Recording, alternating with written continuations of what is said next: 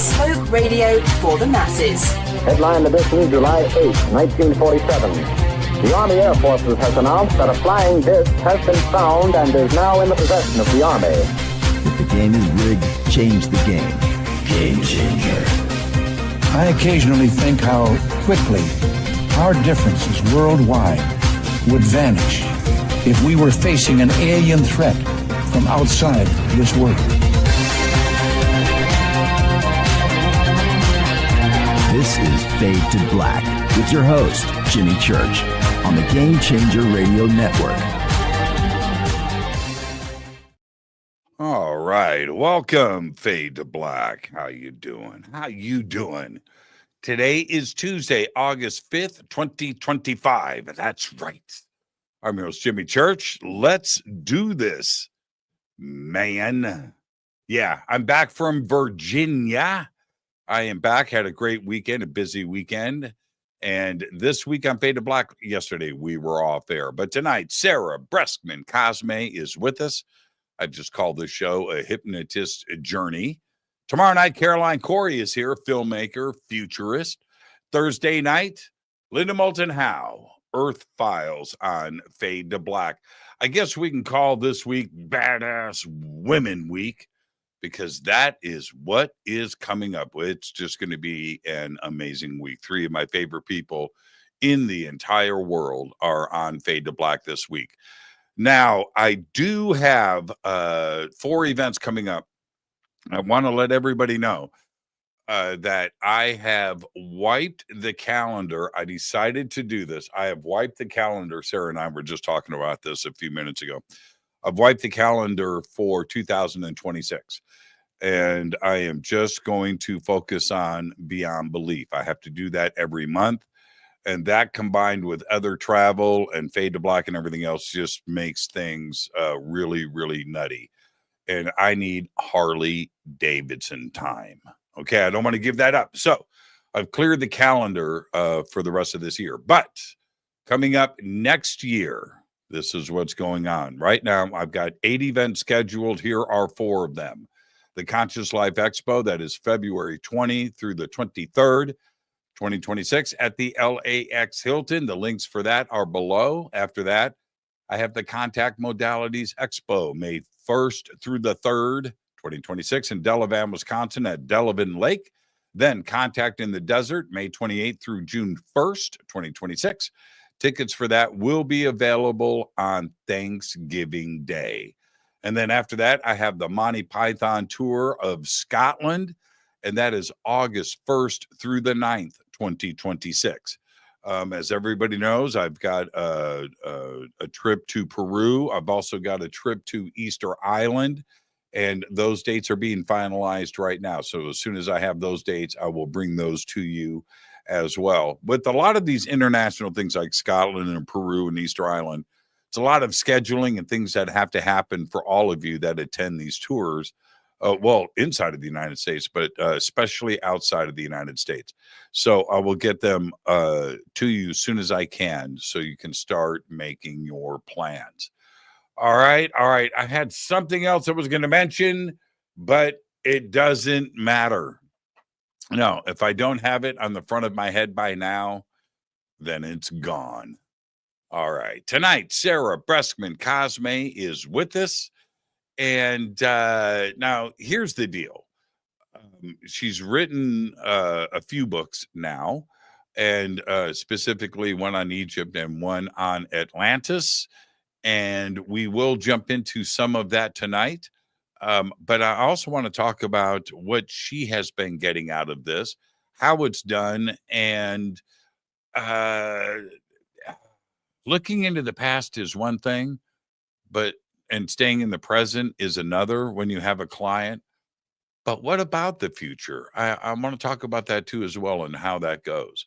So she does have a hypnotist journey to Atlantis and a hypnotist journey to the secrets of the Sphinx. And she's also got, what was I going to say? It doesn't matter. Sarah, I love you, Sarah. I love you, Sarah. I can't believe I just brain froze in the middle of a Sarah thought. See, here's the thing. I worked so hard this weekend, and on Friday and Saturday, I was on stage for, I remember now what I was going to say earlier. I won't forget it.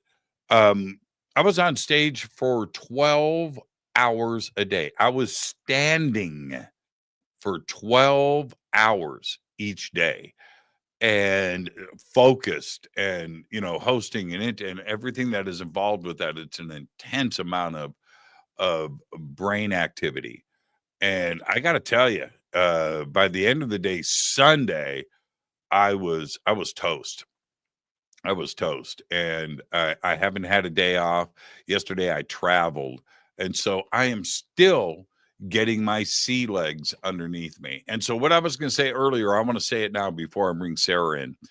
HH, who has been a Fade or Not for a long time and has hung out with us. He's always in the chat room and over on the fan page and stuff like that. HH, everybody knows HH. And so HH on the AMA on Thursday or Wednesday said, "Hey man, if I drive 2 hours, can I get a selfie with you? I know it's sold out." And I said, "Yeah, man, just come in, go to registration, ask for me, and I'll send somebody out for you." And it happened. It happened while I was on stage. But HH, Michelle, everybody knows Michelle, my producer here, brings him in, brought him up on stage. Yeah. He got his selfie, and it was so much fun. And HH, it was great to meet you. And wow, it was a lot of fun. So you Fade or Not, it actually happened. And if you know HH, go check out. I'm sure he's got the picture posted on his social media. So with that, I'm going to bring Sarah straight in. I have known Sarah for a while now, and her links are below. And you can do that also throughout social media and over on our website too as well. You can click on that and go follow everything that she is doing. But let's bring her in. She's right there. Hey, Sarah. What's up? I'm good. It's so good to see you. It's so good to see you. So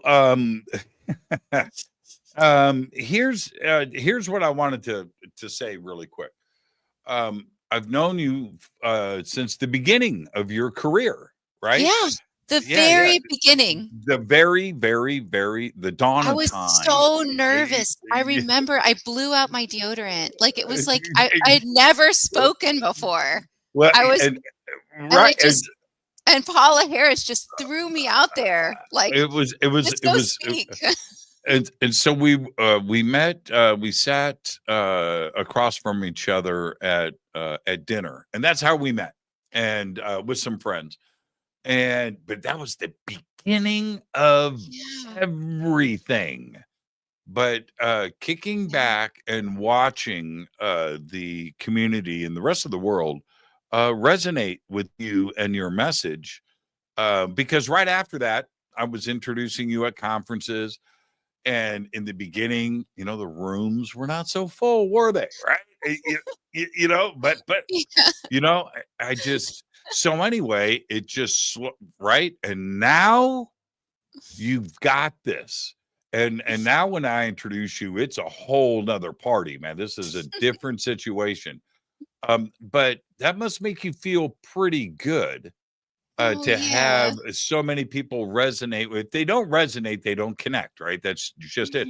But that does seem to be the case. And so in this, last 5 years or so, I'm going to say it's been about 5 years.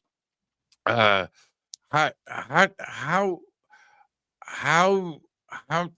do you react to the community bringing you into the family? It must feel pretty good. It's amazing, really, because I didn't expect it at all. I mean, it just kind of exploded. I published my first book in 2020, and I never thought that this would happen. And I've never tried.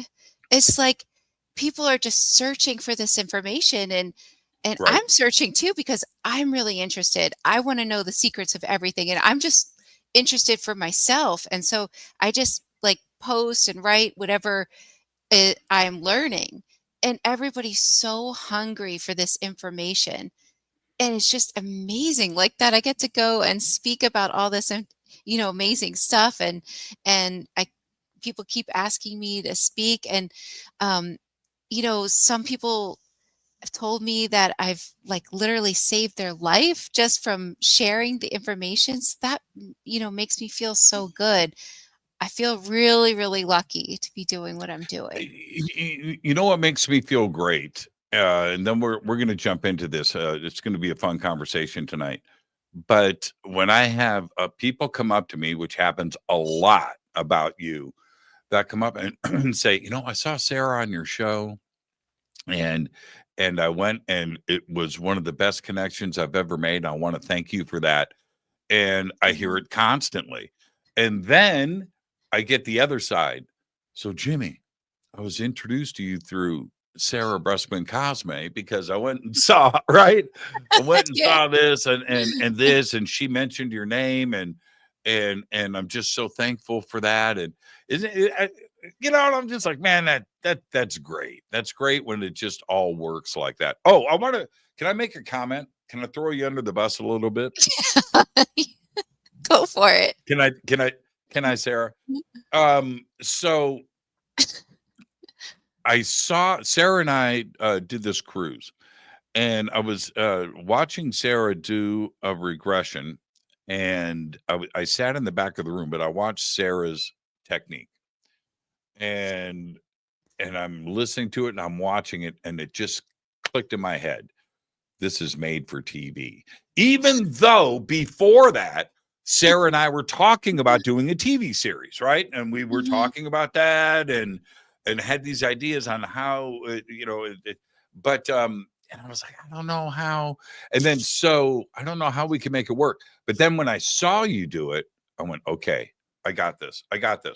So I make the phone call and I get the whole thing set up. Now the rest is history. Everybody has seen Sarah and I's session together on that couch with the candles in the background, and that was like a first, but it was cool, and it was cool for me and everybody else. But here's the deal, I'm going to throw you under the bus. I see you regressing everybody now on that couch. So true. On that couch true. with those candles. I'm like, oh, man. With the same candles, not new candles. No. I'm watching. I'm like, oh man, that was my idea. But because it's so fascinating. It's amazing what you can find out. That's my couch. I know. Every time you see those candles, you're like, those are my candles. Those pillows. People are catching on. But back to my point, people are resonating with you and your style and the way that you do it. And that's why, but it's still my couch, man. That's my couch. Those are my candles. I think they're resonating with the information because it's so hard to find out this information, but it's everywhere. When a person goes under hypnosis, they can tap into these really deep things. I mean, just recently on Gaia, I hypnotized this Green Beret whose memory had been wiped. And under hypnosis, he remembered so many things and even found out like secret technology. There's a lot that's, not even on that episode that we learned. And on the episode, he realized he even was connected to Orion, that he had past lives in Orion. And it was so surprising to him that he needed 15 minutes to just calm down and think it over because these are things he had never heard before. So, I mean, there's so many things that you could find out. And I think people are just so hungry for this information. I am too. Me too. I mean, it's riveting, by the way. It's just riveting. So, I mean, who would have thought that somebody lying on a couch with a couple of candles is compelling TV? But I can't stop watching it. How does, just briefly, or take your time, whatever, but how does it work? How does regression work? It's so easy. Basically, all hypnosis is focus, concentration. That's actually what the definition of hypnosis is. So basically, I just I relax people and take them to the very deepest level of trance. And then I access their higher consciousness, which is actually universal consciousness. And so anyone can do this, and I can use anyone to find out the same type of information from the higher self. And it's almost like accessing the Akashic records. You're going inside a person. So there's a whole world in there. I mean, you have the records of everything, of all the lives you've ever lived, your soul's mission, just anything. And you're also connected to everybody else, because that saying you are all one is really true. And so that's how I find out all the latest information. I can ask the higher self, or I can find out the past. And that's how I write my books. It's Dolores Cannon's method is basically what I do. So, and that's how she wrote her books. I mean, I just really feel like we're all so hungry for it. So I've just taken it upon myself to continue basically what she did, but I'm not her, so she's a legend. I'm just doing the work. I totally get that. I totally get that. I had asked you once, because you had said to me, well, but I can also hypnotize.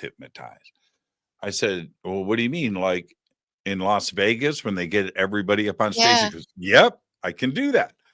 I said, can you make me bark like a dog? She goes, do you want to bark like a dog? Right? I can. Well, I asked. Yeah, you did. You asked.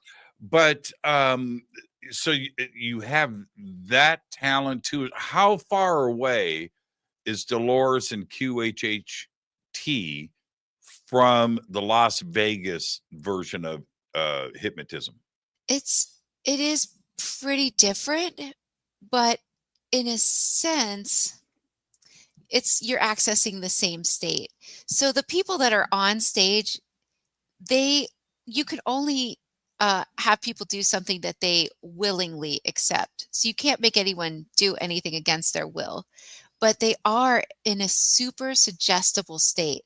But with QHHT, or, even when I'm using like my own method or things like that, I'm never leading the person. I don't tell them to do anything. I'm just asking things, and I'm also tapping into their higher self. So it's very different. On stage, you're just basically using hypnosis to subtly program people to do things that they willingly agree to. Okay, But well, it's so very different. It's not. You could have somebody bark like a dog, but you couldn't have somebody kick a dog. Correct. Right? Does that make sense? Unless somebody willingly wants to kick a dog. Right. And you Yeah. couldn't have the person pay you all their money. You can't do anything like that, because their higher self is guarding them. So their higher self, even though you're not accessing the higher self on stage, their higher self is making sure they don't do anything against their will. The higher self is guarding everyone all the time anyway. But I love stage hypnosis. Stage hypnosis is so fun. That was the thing that freaked me out when you said that to me.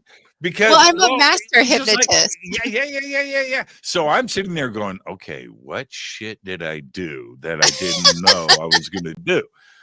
And Sarah and I were at dinner, and we've had many dinners together. But we're at this, and there's nobody at the table. It's just Sarah and I, and we're going to be honest with each other. And when she said to me straight into my eyeballs, I don't tell a lot of people this. I can. I was like, oh wow. So who? That's. Well, also, you know what though? When you say that to me, said that to me like that, you say it with confidence and conviction. You know, great show. You have abilities. Well, I mean, I became a master hypnotist in 2009, and I just absolutely love all things hypnosis. I mean, I'm a clinical hypnotherapist, and I just studied all these things, and I think they're super fascinating. It's amazing what the mind can do. And if you can program the mind for things like that. You could program your own mind and deprogram your mind from all the negative crap and reprogram it, just Now, using little I tools. well, okay. I don't want to get too sideways into this, but for the audience, I think this is very interesting. You're married, you have kids, right? Yeah. Yeah. Okay. So, are they all hypnotized? Are they the most well-behaved family ever? Does your husband come home and go, honey, I got you this diamond necklace? Oh, you shouldn't have. Yeah. I don't know what compelled me, but I just had to buy this necklace. But is it? Well, actually, my when kids wait in line to be hypnotized. Like if they have like a soccer game, or like my daughter wanted hypnosis for volleyball, and then my son had a test. Like they do like it. It does help them. They notice a difference. Is that cheating? I don't think so. It's Is that just cheating? I mean, it's do the just other parents go, enhancement. that's that Cosme kid? I know, right? They do excel, but I mean, it's enhancement. But the thing is that you Sure. don't even need to do that. I mean, but you can secretly hypnotize people at night if they agree, though, if they agree. Like what you do. So say you have a kid. No. This really. show's not going to air if you keep this up. No. Okay, but all right, never mind. Yeah, it's not. But they have to agree. They have to agree. That's the big thing. But you can hypnotize them at night, like when they're sleeping. You just you just gently start talking to them, and you just tell them what you're gonna do. So, Sarah, Hmm. no, hold on. I'm talking to the audience. So Sarah comes up to me and she goes, "You got to check out this video that my kids just made." And they're always making these crazy videos, but she shows me this one. And I'm looking at, and it was so awesome, by the way. It was so awesome, so well produced, and it was so funny, man. It was so funny. And so we're laughing at it together. But in the back of my mind, I'm going, those kids are too perfect. They're too perfect, man. She's got them hypnotized. Got them hypnotized. I don't know. Maybe they're hypnotizing me. Could be. Who's a good candidate? Who should have therapy, regression or otherwise? I think everyone's working, even if they don't know that they are, everyone's working on themselves. I mean, we're all trying to make ourselves better, but you don't even need to like go see a hypnotist or see me if you can work on it yourself. Basically anybody can do it. If when they wake up in the morning and they can still remember their dream, if you stay in that state and prolong it, and you can say affirmations to yourself, or when you're falling asleep and you're entering the theta state that way, you can just do it yourself and program yourself.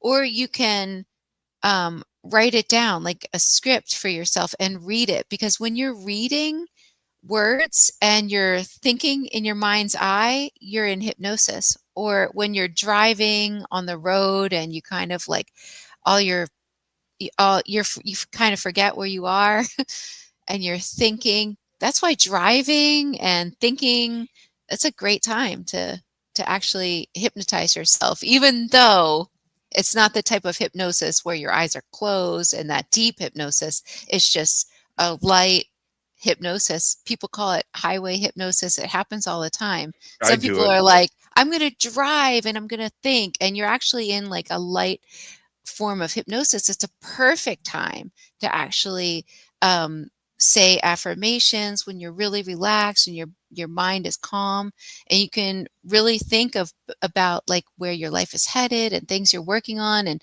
things will start to come to you too as you're driving in that state. So you don't always need to see a hypnotist or a hypnotherapist, but it sure does help, to have someone guide you and ask the questions and know things about you in order to help you access those things. The other part is, past life regression and what are some of the, besides because I'm not interested in, you said no leading questions, right? Right. That's what you, Right. Yeah. but when I sat down with you, I said, well, you and I have talked about this many times on the air, so we don't need to repeat it. But I said, let's just go. Let's Yeah. start and let's see where we end up, because I didn't want to give you um leading information. Number one, I was doing that for Yeah. myself. That was the Right. first thing. The second thing is, I'm a different kind of client for you because you know me too well, right? Well, in that, so Yeah. if somebody's watching our session and it's too easy for people to go, well, Sarah knows him. You know Right. what I Of mean? course. Right. This is BS. So we went into completely uncharted water. Is that okay for people to approach you that way and just go, you know what? I just want to see what's going to happen. Let's just go. Of course. Yeah. And I never lead the person. So I let whatever is coming through their higher self or their own memories be what's supposed to come through. And I find it's way better that way anyway. I mean, that's how I write my books. I wish I could choose what the topic is going to be about, but Mhm. I literally let the higher self dictate through multiple people what it is that I'm going to be writing about next. So that's how I work. And I keep it that way. Now, I have dispensed of this advice a lot. Like I know what I'm talking about, but I don't know what I'm talking about. I've only had one regression. You know, I know about this much of the subject, but at least I've done that and I learned a lot from it.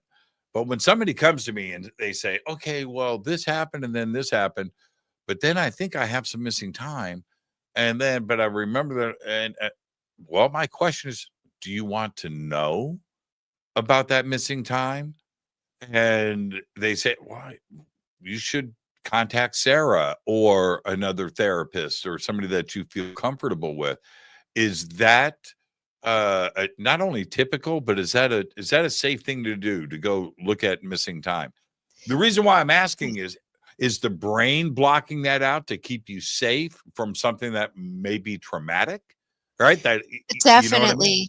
And Yeah. see, this is the thing. So some people are not ready to see what happened during that missing time, and it's blocked for a reason. It might be blocked by, other worldly beings, or it might be blocked for many different reasons, or it could be your own subconscious blocked it, your own higher self. But here's the thing, nothing will be shown to you at all if you're not ready for it. So the higher self is what governs each person. The higher self allows information to come to you or doesn't, or it would still be blocked. So it's just like free will. So you would only see things that you're ready for, because the higher self is like the governing body.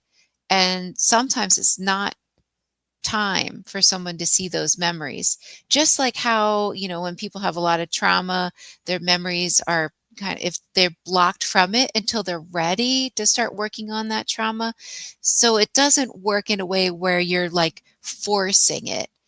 It can feel like that on the outside, but what's really happening is the higher self's allowing you to see it. It's time for you to see it. And there's a reason for you to be in that position at that particular time, because the higher self is seeing that you're ready. It's so you're saying that if something traumatic did happen in that missing time, chances are the higher self is not going to allow that to be revealed. If you're not ready for it. If you are ready for it and to process it and to understand it, then it will be shown to you. But there are many times where memories are blocked and the person just can't see them. It's not time. Or little bits and pieces at a time will be shown to that client when they're, because they're ready for little bits and pieces. But sometimes it's so overwhelming and it would be too shocking to the consciousness that Mhm. it can't be shown. In my regression, it's not about me, everybody. It's not where I'm going. I just want to know if this happens, if it's typical. In my regression, I'm going to say in our session, I dealt with the higher self, which was confusing to me. I didn't know who that was speaking, and that was strange. But the other part was a memory was unlocked that I wasn't aware of, but I wasn't aware of at all. That there wasn't an experience, or wasn't aware of missing time, I didn't know anything about that. But when that was revealed, it seemed to me, especially when I look back at it now, that I was channeling ET, or ET came in, or somehow that was involved, because whoever it was said something to the effect of higher self, or whatever it was. Jimmy doesn't know about this. Mm-hmm. Well, The what? higher, yeah. Yeah, and I know you remember that, and I was like extraordinary. And I remember I'm the third person on the wheel here, right? And I remember sitting there thinking, "What do you mean Jimmy doesn't know about this? And who are you, right? Who's talking right now?" So And this is how Edgar Casey got his information. So when the higher self comes through, it speaks like a third person, but actually you're just connecting with this, with you are source. You're tapping into that part of you that is source. So it can come through and it says things like we, or it talks about you in the third person, because it Mhm. never fully incarnates into your physical body. It's just governing you.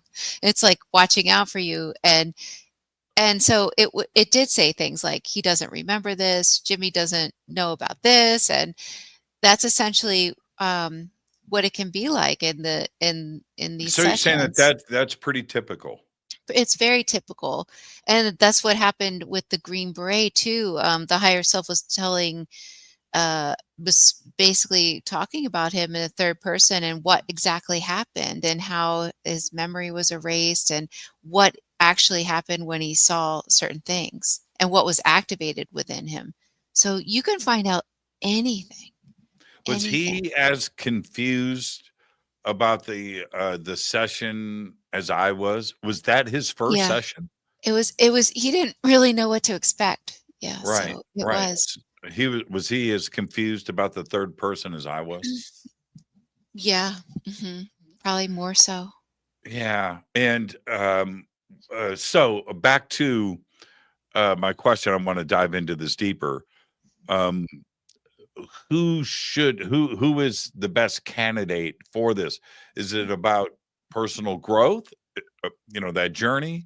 Is it about self-knowledge? Is it about knowledge in general? Uh, It's what should basically for anyone that is curious, curious about anything, because you can find out anything about yourself. So I guess if you're not open, or you don't want to know, then you probably would not be a candidate, because it's you're really looking into yourself. And if you don't want to look into yourself, then probably wouldn't be a good idea to do something like that, because you'll how many really be told. how many I don't know. I'll do it again. I don't know when that'll be, but for me it was pretty mentally exhausting to do it. So much fun, but I don't know if I could do 2 of those a year. But that's one thing. What Yeah. about you? How many sessions do you do a day? Gosh, well, I just do one a day. I don't do more than one a day, unless it's like, well, for my work, for my books and things like that, I have hypnosis subjects. So I have about 5 or 6 different hypnosis subjects that I found that came in for a session, that I realized they were just so amazing under hypnosis. I mean, I have a clear channel with the higher self, like Edgar Casey. I have 5 or 6 of them, and I never let them meet each other, and I never let them know what I'm working on. So that way I can validate the data, to see if it correlates. And what I do when I'm working on material is I don't censor it at all. And I feel like people resonate with it more because it was literally raw. This is what came through, whether or not I like it or not, but this is the data. This is what I've been finding out from the different higher selves, and that way I can see, well, is this correct or is this not correct? And that's how I basically learn about like history, and then learn about anything like future things, Well, basically. it is it as mentally taxing on you as it is the client? Well, no, I think of it as just like, this is my my work. And for my fun sessions for my work, I'm extremely excited. I want to, because I can Right. ask all these questions. I can ask about anything. And so I'm really curious. I could Now, do those all day long. Now, typically, aside from the fun sessions, but I'm going to ask you that in a second, a typical client that comes to you, how long are their sessions? They're about 5 hours long. What? Yeah. They're 5 hours long. No, Yeah, no. they are. What? Yeah. For a real session, a Dolores How? Cannon session. Well, I know it seems like a long time, but it actually goes very fast. Sometimes No, it it's doesn't. 4 or 5. Well, Are you kidding? yeah, Mine no, I'm was not. Yours was mine was short. 1 hour and 11 minutes. I know. I thought that the fact that we ended 111 was so significant Yeah, because we yeah. didn't And I plan was on worn. that. I was worn out. I couldn't walk. Yeah. My fingers, remember, my I fingers were numb. remember. Oh my gosh, I remember that. Wow. Well, yeah, I mean, to me, it's really exciting because I can learn so many things. And 5 hours. yeah, Oh, yeah. no way. I mean, No way. but I book out so far in advance, so I don't have anything available. So I feel bad when people want to get a session with me, but there's other people, that also do this work. And you know what I do now to get to see more people is I do these workshops. So I have these like group workshops, which are really fun. And then So it's I like can Vegas. hypnotize. You're Yeah. hypnotizing 8 I or hip something. I don't know, 20. I hypnotize the whole audience, yeah. So, Really? yeah, I do that a lot, and Okay. that's a lot of fun. Okay. So see, now I knew about this. So there's always on each one of Sarah's retreats, there's 1 or 2 people on that retreat that are friends of mine. I know, And always. it happens It always. is a It family, happens always. Yeah. So I need to know this in advance because I find out about it after the fact, right? But I need to know it in advance so I can get the secret stuff out of them. So we need it in advance so I can embarrass some friends in the future. But they've told me that those group sessions now, Costa Rica, right? Peru. Yeah. You do them around the United States. Also, so I'm going to be with you next month. Is it next month? Yes. When In September, you're gonna be there? Yes. Yeah. For the Ascension. The Ascension in San Diego. I'm gonna be hypnotizing the audience for that too. You're not hypnotizing me. No, I'm not volunteering for that. You sure? Where can I'm going to pull this up really quick. Where's Susan's website? How can I find it? So I can give it to my moderators. Okay. What does it say? Let's see. It's like you and I are really bad. Okay. Yeah, Ascension. so prepared. So prepared. No. Well, it's Ascension Retreat San Diego, I believe.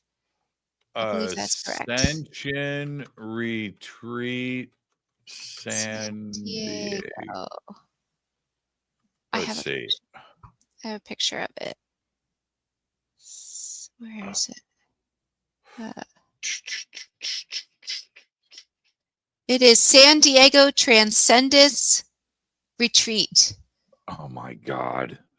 And I'm going to be talking about the information that's been coming through when it comes to Thoth because Okay, it's called totally San Diego. What? San Diego. San Diego transcendenceretreat.com. I don't even know if I'm spelling this right. Transcendence. .com. Okay. Retreat. There it is. Retreat. Okay. Yeah. All right. All right. I think I have it. Holy crap. I think I have it. Let's see. Yeah. All right.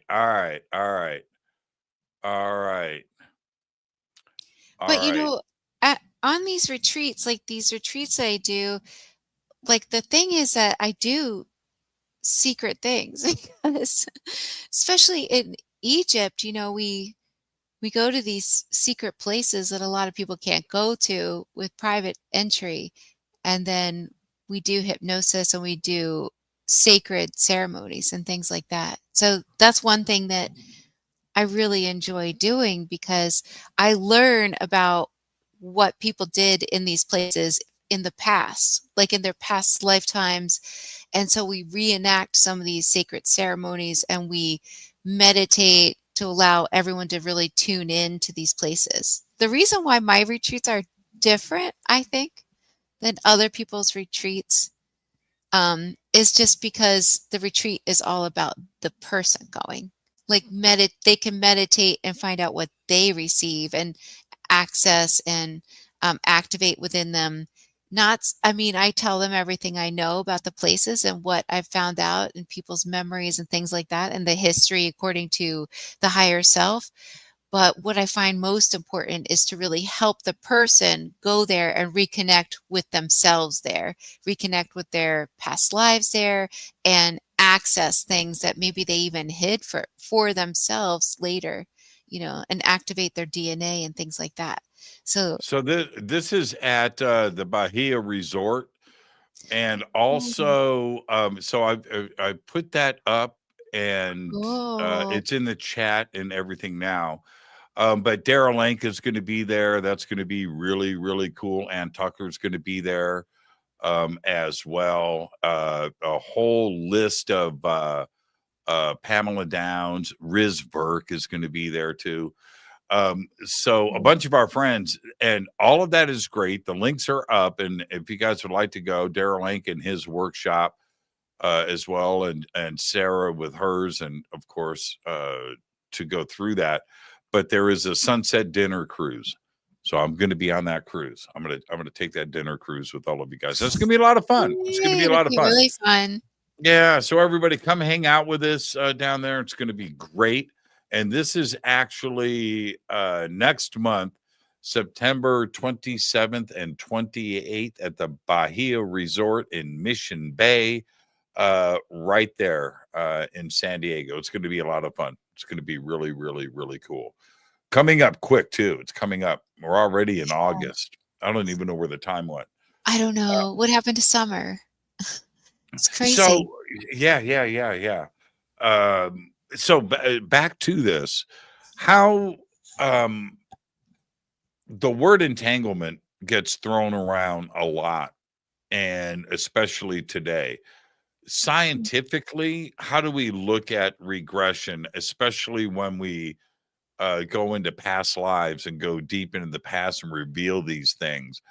That they can't be a part of somebody's memory that has happened since the birth and their normal life cycle. There's these memories are coming from somewhere else. Is it stored in DNA? Is it coming from entanglement from somewhere else in the universe? Scientifically, what do you think is going on? So I think that there are infinite, almost fractals of each person. So there's a couple things happening, but every time you make a decision, you have a new fractal of yourself. So maybe you just drank your coffee in one fractal, but you made a slight different decision. So that would be like infinite versions of you to learn as much as possible about you. So in this now moment, you're having other experiences, like your soul has fractured itself off to have all these experiences. So what I believe is happening is you're tuning into another experience within this now moment that's actually happening right now. But it's it's your soul stream, but your consciousness in this other fractal is actually having a full life. You're just not aware of that experience. But when you go into this state and you can tune into other versions of your soul, other versions of yourself, you actually can tune into what would be considered the past or even the future. But the future is tricky because it's very bendable. But the past, when you tune into it, it's actually just another version of your soul stream, another version of yourself. And you would consider it to be the past when you're tuning into the past, even though it's happening right now, because in this human timeline, it happened before. So before now, but people can find out anything. I mean, there's so many proven examples of people remembering past lives. And there's so many, amazing things that have come as a result of people remembering their past lives. Like even Dorothy Eady, how she helped them rebuild the Temple of Seti because she could tap into another lifetime when she lived in Egypt and was actually living at that temple. So it's incredible. What you're really tuning into is just another version of yourself. So like I said, there's so many versions and of ourselves. We're so multidimensional. Okay. Now, and I get that. And we see that often enough where somebody's past life is in Giza, it's in front of the Sphinx, it's in front of the Great Pyramid, or it's at these seminal points in history. It's the crucifixion. But has anybody done a past life where they are a goat herder in Scotland, on a farm doing nothing? Most of my clients are goat herders in Scotland doing nothing. Right. They don't really have like these famous past lives. It's really rare that someone tunes into that. What happens is the people that tune into a past life where they're famous or something like that, what usually is happening is that could be like a newer soul to this earth plane. And so they've imprinted in their consciousness a lifetime. So is something to reference and come back on. Or it is possible that they, were connected were that other person in a different lifetime, but multiple people can be the same person. So multiple people can have very clear memories of the same lifetime. Like when people tune in to different characters, like even King Tutankhamun, they see that his consciousness is in multiple people. So multiple people could remember. Just like Jesus, multiple people could think that but they are Jesus. I call BS.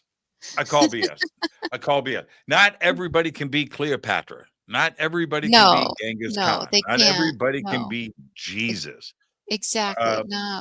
Now, I understand your explanation for that. I totally do. And when this is happening, we have to figure out why this is happening and the possibilities of it. But my pragmatic side says, okay, right now we're at 8 billion people. I think the total number that's alive right now. Yeah. I think the total number of everything throughout history, I think the number is like 10 billion people have lived and died, including what's here now. Yeah. Right. So there would have to be some kind of overlap because there's more people alive than there are that have ever lived. Right? Do you understand what I'm saying? Right? There's 8 billion people alive on planet Earth right now. That's the population of Earth. Before us, 2 billion people have lived. That's it. Remember, in the beginning, there was 2 people, right? there was 2, and then there was 4, there were 6. But so there would have to be some overlap in. And I think it's DNA. It could be fractal, but I think a lot of those memories are just handed down. Maybe. Yeah, well, when you're But born, it's interesting because when these higher consciousness talk about incarnating into the physical body, they always say that they incarnate into multiple people, especially these very high level consciousness, because it's such a high energy that it can't just come into one person. So, like, say, Mary Magdalene was to reincarnate on the earth plane, they would come into, okay, here's the thousands of number. people. Okay, I just got the number. Okay, I was wrong. 117 billion people have Whoa. been Wow. born on Earth throughout Yeah. history. I don't know why I thought it was 10 billion. Mm. Today's living population of about 8 billion represents 7% of the total number of people who have ever lived. Well, even that's a crazy number, right? 7%, Yeah, that's a lot. 10%. Yeah, When you think 10%. about how large this galaxy is and how, basically like what is really happening, with the earth plane and how all this consciousness from all over the place is coming into the earth plane to help with this, ascension process, then it kind of makes sense. It's like beings from other places are coming to help anchor in a certain type of frequency for this 5D or whatever you want to call it, for this higher timeline and the shift in consciousness. Because, like, right now, this is a really crazy time as we're entering into all this chaos and the bifurcation of these two. Well, they're multiple timelines, basically. But I mean, basically, everyone's put in this pressure cooker because it's like the compression, with all the solar activity and everything. It's a compression before the split. So right now is a really crazy time, really chaotic, but it's supposed to be that way because now it's really shaking everything up for this big explosion of timelines, basically. Wait, why is it that we're going to head to a break here? But why is it that ET and these energetic beings that don't even have to be ET, it could be something else, but um, are always portrayed as love and light? But they're not always Yeah, love and well, light. I'm asking you why. I don't know, but many of them are. Many of them are love and light, but not all of them are.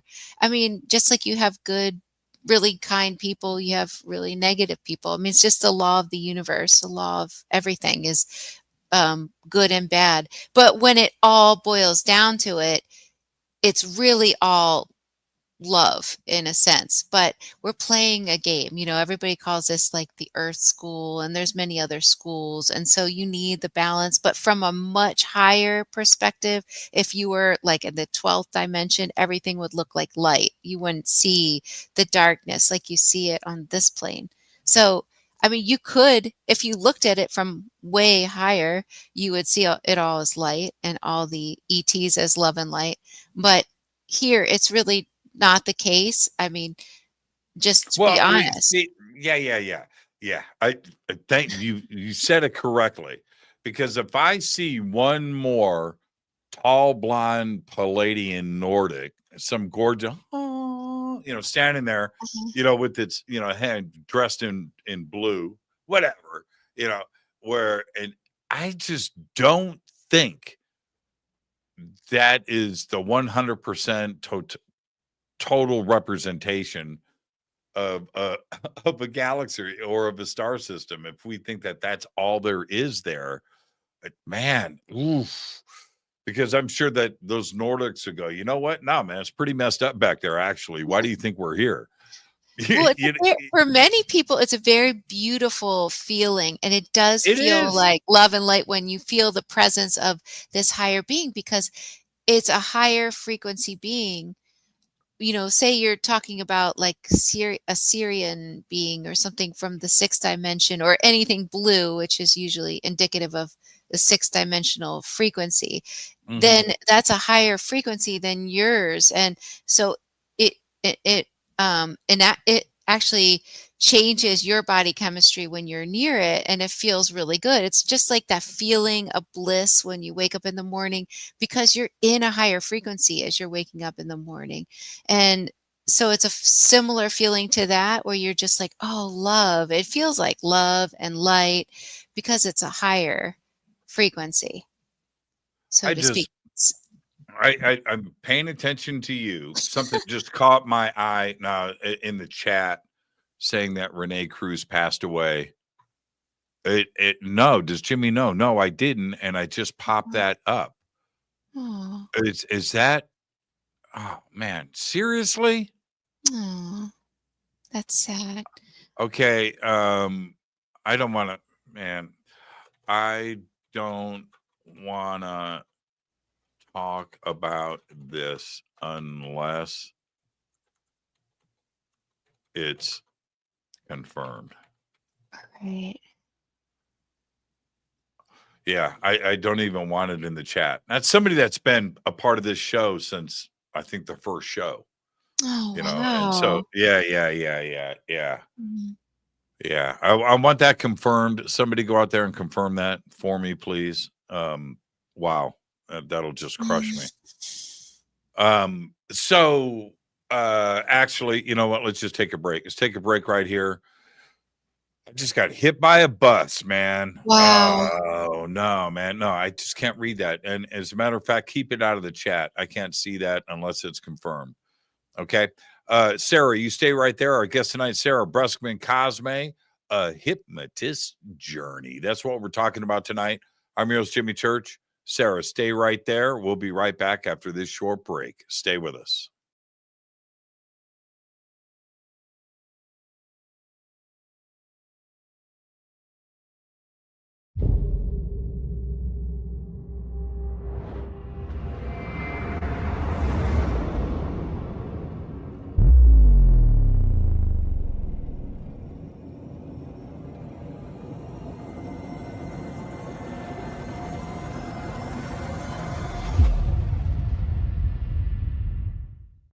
Subscribe to our YouTube channel to get your alerts and access to over 2,000 videos. Click that subscribe button right now. Go to jimmychurchradio.com and get the Fade to Black official podcast. 2,000 episodes, all of them commercial free for just $2 a month.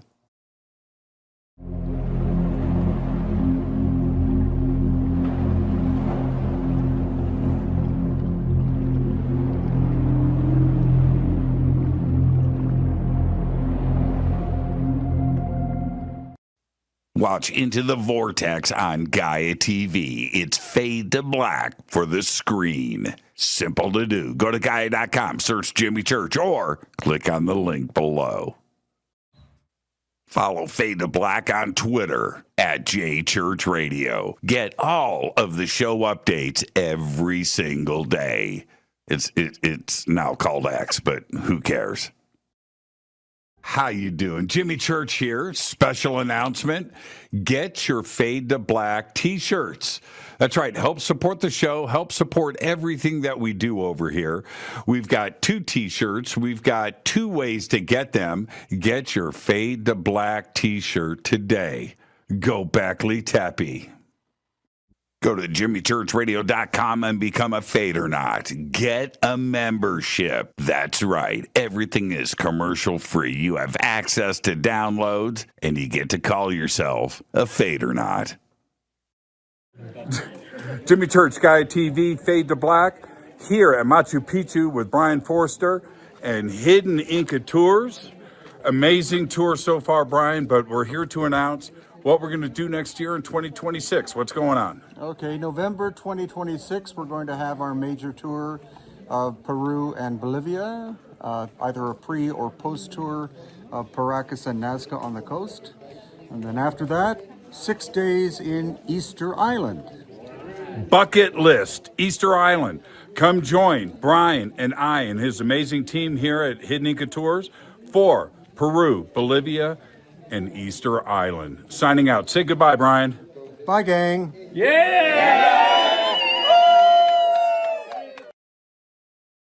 River Moon Coffee, makers of the Fade to Black blend. Truly the best coffee on planet Earth. Just visit rivermoonwellness.com or their Amazon store. It's all simple to do. You can check out the Fade to Black blend, the Game Changer blend, or any of their Black Moon Wellness products. It's the only coffee I drink. It is the best, and it's Doc. Again, rivermoonwellness.com.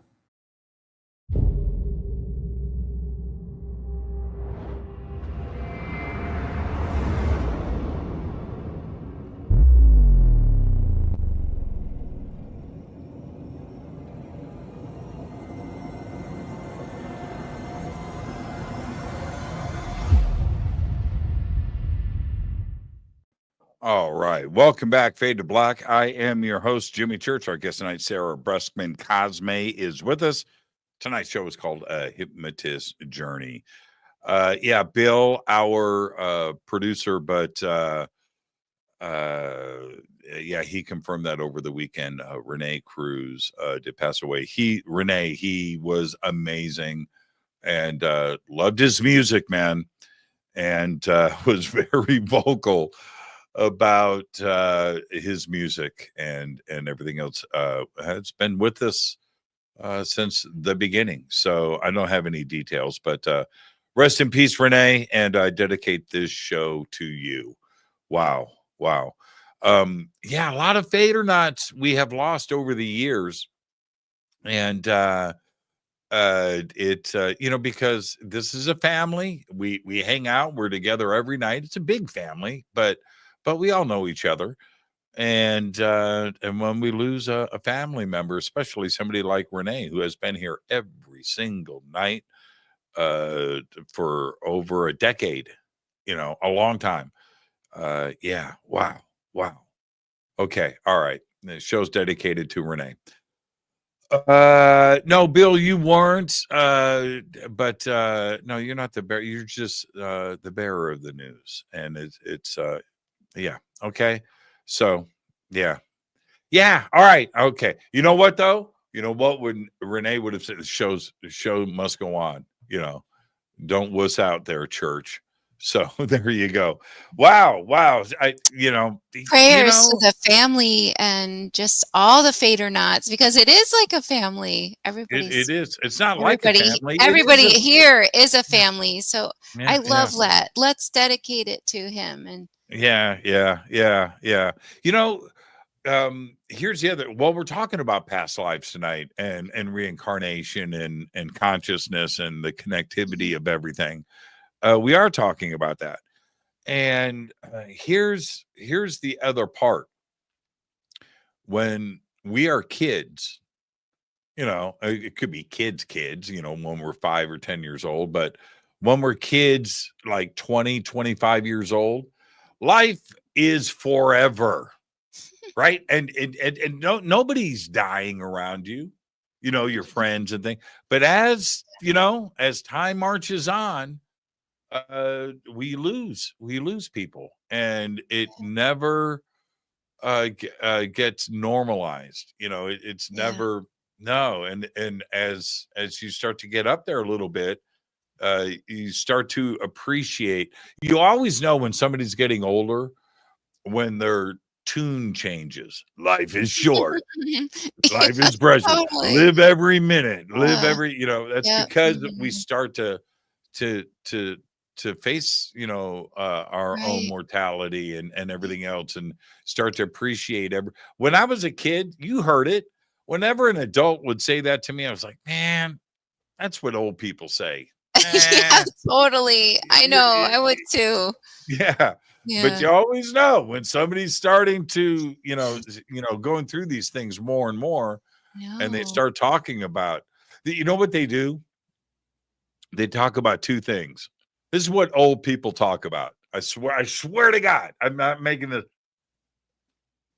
Life is short. And then they start talking about that freaky stuff like time travel. They start talking about consciousness, because suddenly they are wondering about this. Really? All the older people in my family still think I wrote a book about the resort in the Bahamas. Like, they don't understand things like Atlantis or anything like that. They're not into like You're like Yet, the opposite. yet, Uh-uh. I think everybody starts thinking about it more and more. I had a friend, a really close friend I've known forever, and a couple of years ago, uh, he got cancer, and no, actually, hold on, I'm going to back this up. I had two friends that got cancer at the same time. Um, One in Indianapolis, and one was a friend from here in LA, and that I have known. One was Brian, and one was Jerry, and they both get cancer at the same time, and they're both listening to the show. And both of these guys, Jerry, I've known since high school, right? My first drummer, my first band, and everything. And same thing with Brian. Brian was a guitar player. But anyway, they start calling me up. So, man, so what's going to happen? Like, what? You know, and they want, now they're thinking about this. You know what I mean? What's going to happen? You know, what, you know, consciousness of my soul, and what's going to happen. And they start thinking, I think everybody starts to think about this more and more. You know, what's the answer to the biggest question? What happens after we die? What happens to us? And now that you've done all of these sessions and you've learned what you've learned, what does happen? Well, like what's really interesting is the body actually feels euphoric right before death. This is in people's memories because I think I've done like thousands of past life regressions, but right before you die, right before, the body feels so like almost a type of bliss that spreads throughout the body, like euphoric. The body actually feels it. And you feel it. And then as soon as you die, your soul separates. So you actually wish you could still feel that euphoric feeling in the body in a sense, but you are met with this huge sense of relief. So it's like a popping out feeling people talk about. So it's like euphoria, and then popping out. Even when the death is traumatic, right before the death, there's a euphoric feeling all that spreads all throughout the body and the mind, and then the soul pops out of the body. So it's like just instantly you're out of the body, but people say they feel like they still have a body. So that it's really strange at first. So they realize, oh wow, I am really not in my body. Is that really confusing for some people, especially if their life ended in a tragic way? Because they don't always know that they're dead, because you don't feel dead at all. You I didn't don't feel dead. Yeah, I So didn't feel dead when you it had a happened to near-death me. you had a Yeah, near-death experience? I had a few of them over a 4-day Oh, period. so you know what it feels like. Well, So but no, I don't. You know why? I why? didn't know. I didn't know. When I Oh. came out of the coma, it's very interesting, and especially when you say soul and that they felt like they had a body. Mhm. That's very similar to what happened to me. But I didn't know I was that I had died and that I had Wow. been resuscitated. I didn't know this. And it happened a lot over this 4-day period, but I had a body. I didn't know when I Mhm. came out of the coma. Sarah, maybe we should do a session on this. Oh, This yeah, you wanna know what happened during your coma? not Let's find out. yeah, not All now. right, let's do it. Yeah, right now. Yeah, yeah, Just let's do it right now. Oh, okay, Jimmy. Yeah. Uh, kidding. but when I came out of it, Who wants Jimmy to regress no, and find out what Sarah, happened in the don't coma? even. Type it in No, the chat. no, Oh, no, not right no, now, not right now. no, it's But not if gonna. you want But this, we'll do it. We'll do it on TV. We'll do it. We'll do it. So, but when I came out of the coma and my eyes popped open, next to me was a priest. He was black, you know, with the collar, and he had a uh-huh. Bible, and he's sitting there. And I don't even know. I don't know where I'm at. I'm in a hospital. I've got all these IVs plugged in me and machines and stuff. But and I turned to him, and so I've been lying there for 4 days, right? And I guess he was giving me my last rites and my last rites and my last rites. I don't know. So anyway, he jumps, and then I jump, and he's like, he's alive. I go, I'm alive. What's going on? So I didn't know. I simply did Wow. not know. I rather enjoyed it. I did. But I had my body, and I was sitting at a table, and I was writing uh, music, sheet music, orchestral stuff, and Wow. but yeah, I had my body. I did. I wasn't going back and forth either. That was it. Now that I know what I know about What NDEs and what do you mean you were writing orchestral music? So yeah, that's what you were doing on the other side? yeah. I was sitting at this table. It was a white round table, not very big, with sheet music there, and I had a pencil, not a pen, a pencil, and I'm writing the notes. I'm writing it out on the staffs. I'm writing out, and I could hear the orchestra, the music playing as I wrote it. And I don't write music. I don't. I can read it, but I can't write it. And that was one of the joys of this whole thing with me. The bliss of it was I was just so happy that I could write music, and it was Uh-huh. playing as I was writing it. It was fun. And so, you know what I did with this priest? So he's hitting this button, right? Calling the doctors. He's alive, right? He's hitting this Oh. button. I didn't know. I was confused. Anyway, all these doctors come in. The room fills up, and they're rolling in gear. It was pretty trippy, but I shut my eyes. I did. I was like, I want to go back. I want to go back. I want to go back. I want to go back. Take me back. Take me back. But I couldn't. I couldn't do it. I was Wow. never able to go back. But I had my body though. I had my body on the Yeah, other you side. have your body. You definitely Yeah. that's why it's so confusing because it really I mean, what people talk about is it's not like you feel like a ghost or anything. You feel very much alive. In fact, you have Mhm. more awareness than Mhm. you do on this plane. And people always describe this huge feeling of relief. Like that's the predominant feeling that everybody I talks didn't about. have 'Cause, like, isn't that weird? I didn't have well, I shouldn't say I didn't have any of that. Um, what but I when you're had separating from the body, when you're well, like leaving the I body in I death. wasn't looking at myself from the outside of my body. I was seeing it like I see myself here through my eyes. I'm looking at the table. I can see my hands. I was erasing notes. I had a pencil. I was erasing notes That's so cool. and fixing it. And but yeah, and I was sitting at this table, and the space around me was black, like infinite black. There were no walls. Something was lighting the table from above. I never looked up, so I don't know. You know what that was. This is so fascinating. We Yeah. gotta find out about this. Yeah. I would. I could be down for that. I could be down for it. I didn't see anybody on the other side either. I was alone the whole time. I What didn't was see anybody. around you? Do you remember? It was black. It was black. And when he told me, oh, Wait, I didn't. was this a music you had heard before, or is this you No, were I was creating it? writing it. It was fresh. Yeah. Yeah, I Wow. was writing it. I didn't know at all. They weren't talking to me. The doctors were not talking to me. They told me a little bit about what was kind of going on, but as far as the coma being out for 4 days and all of they didn't tell me. I didn't know.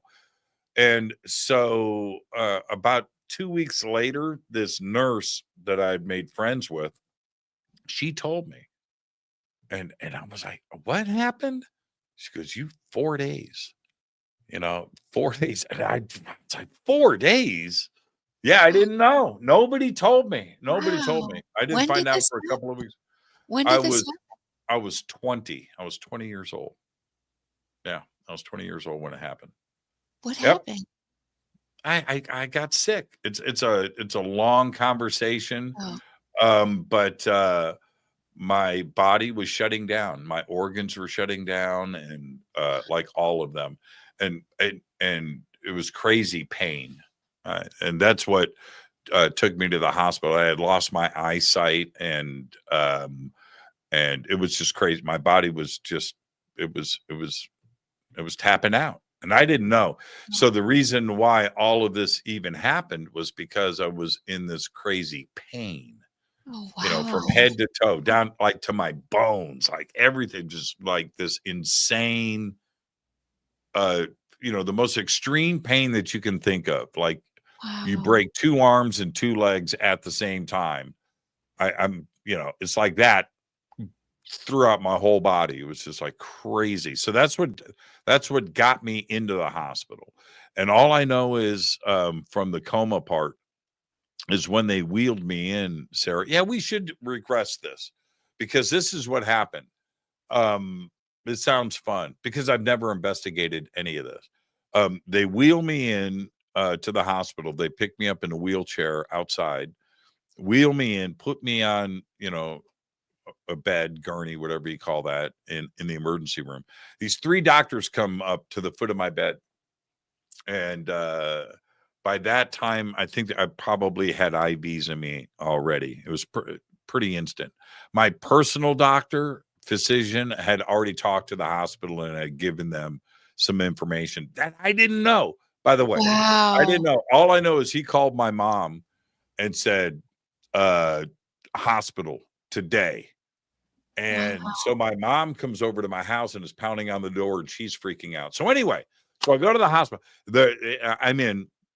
They're at the foot of my bed, and the middle doctor says, "Okay, we're going to admit you to the hospital." And I mumbled something like, "For how long?" And I couldn't really see the doctors. I had sunglasses on, and I had, you know, everything was really blurry, but I could see them there, and they're talking to me. And she says, I never really got.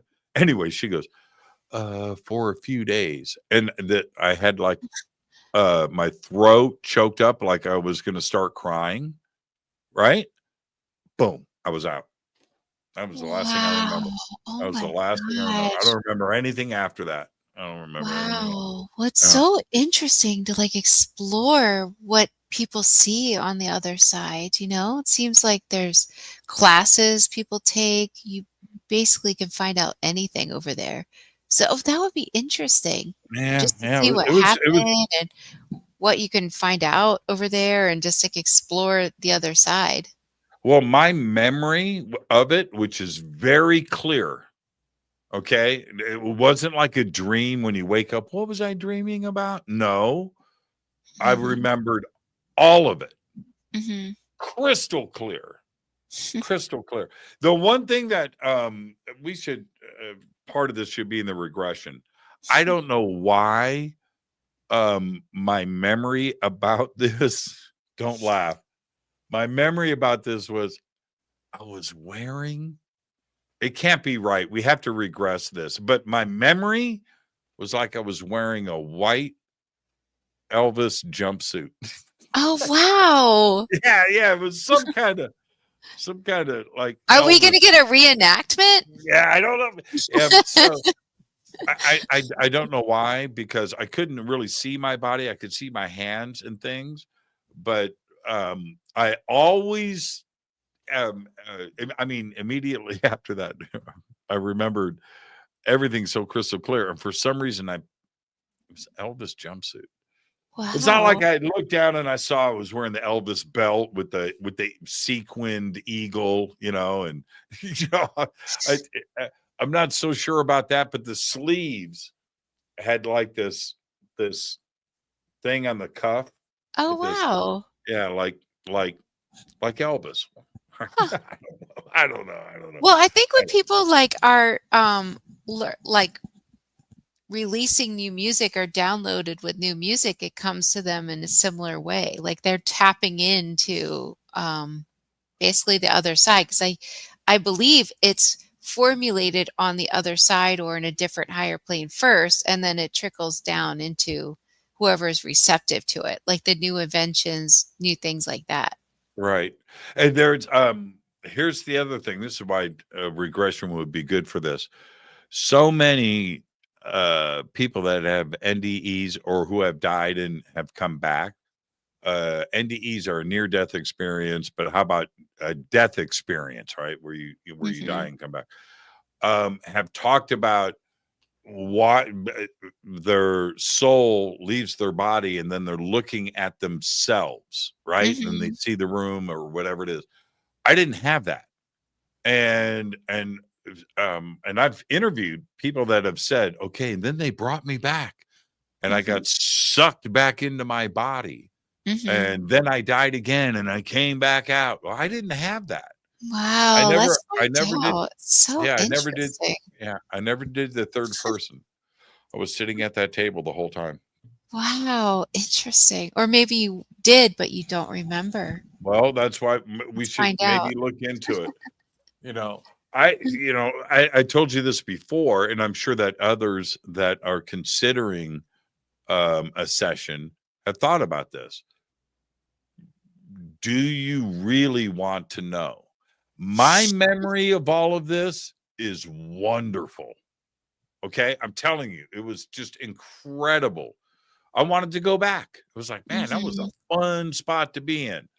Having all these doctors come in and poking and probing me and and running in the room and that. No, man, I didn't dig that. I was like, man, I want to go back to that happy place. And I tried. I was clicking my heels 3 times. I was trying to be Dorothy and so through regression, I wonder if it will still remain a happy experience.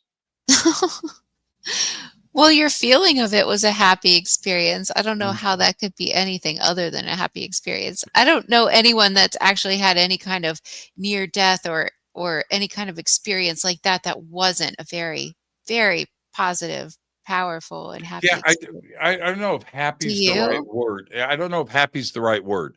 I think bliss is a better word. I don't know anyone that hasn't experienced that. I don't know one person that says, Right. "Oh, I had a near-death experience and it was terrible." They're Well, always oh, like, "I man. don't want to go back. Bring me back to the other side," you know? Right. I had a guest on the show, a musician that during COVID, I don't want to say who it was, but a famous drummer in a famous band, right? Went into a coma during COVID and was taken to the hospital. I think it was during the tour. They were on the East Coast. Anyway, and that was bad. He went to hell. Wow. He went to hell. Yeah. He danced with the devil. Yeah, it was woo. And he told the whole experience on this show. And it was like, do you know who Hieronymus Bosch is? The painter? No. Okay. Well, okay. Look him up. But the He thing did. is, you could experience something like that and come back if you were supposed to learn from that, like to change your life. So usually near-death experiences happen as like a wake-up call for people. So then they would come back and they would change. So it sounds like they were shown things that would lead them to change their lifestyle. Yeah, But well, that's what happened. ultimately, it That's what doesn't seem like there is a hell. Like, it really doesn't. I mean, when people are remembering passing over, some people in the beginning, because they believe in hell, find themselves in a very dark place until they realize, oh, this isn't real. And then they realize that all is love, basically, on the other side. But essentially, most people are met with what they believe at first. So, like, if you really believe in Jesus, you're met with Jesus, or if you believe whatever, and then you Sure. go to the other side. Sure. This musician, and I don't want to get the story wrong. This was at we did the show right after he got out of the hospital, so it's probably 2020. At the beginning of COVID, and but my memory. And I'm watching the comments here. Somebody just said, "I remember that show." Yes, I remember that show. But my memory of it was he was in a death metal band, a big one. And he was like, man, I'm done with death metal. He's like, yeah, I'm done. I'm done with that. I'm done with it. Yeah.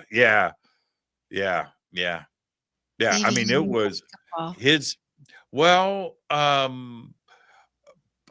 did he actually go to hell? Don't know.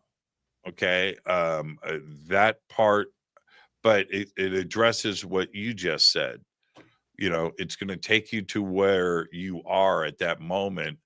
And if you've got to fix things in your life, you are probably shown things that are going to straighten you out.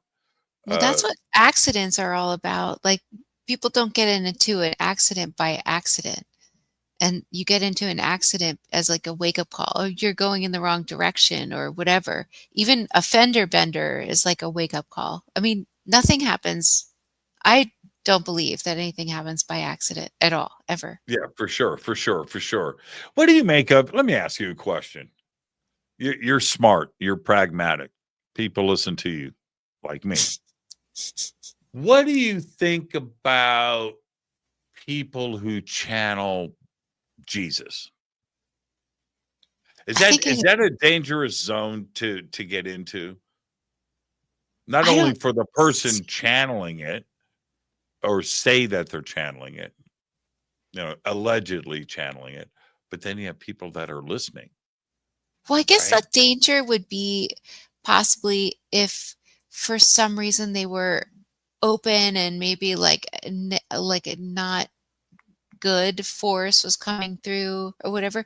But I believe that don't channelers just ask for a higher source to come through, and only a higher source? I really don't know, like, if it would be dangerous, but when people under hypnosis are connecting with like a different higher consciousness, the higher consciousness is higher, so it's always a benevolent force. I've never had any kind of negative entity or anything come through anybody ever because of the higher self. So I always ask No, to speak to the higher self. right.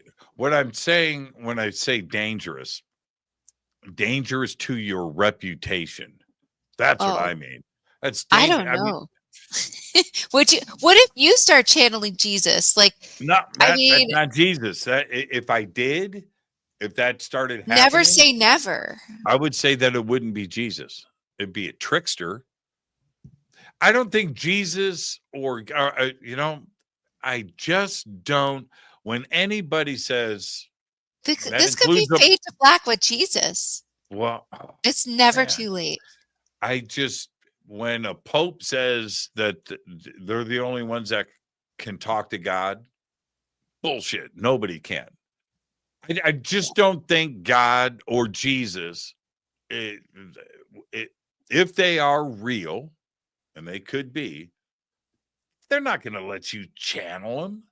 And aren't they too busy to be talking to anybody? They got the whole universe to run. You know, there's other planets that they've got issues with too as well. It's not just this messed up trailer park that we call Earth. But if one person could channel Jesus, then wouldn't all of us be able to channel Jesus? That's a I mean, great point. That's a great point. I don't. Or I agree with you. I don't think just one person can do anything. And I always I'm hesitant when someone says they're the only one that can do something, because we're all the same. I'm gonna offend so many people right now that have come up to me in the past and so forth, or sent me an email. When anybody says to me, It's getting good. yeah, well, no, I channel Jesus. My face says, oh, cool, that's interesting. My mind is like checked out, just like I'm ready to walk away.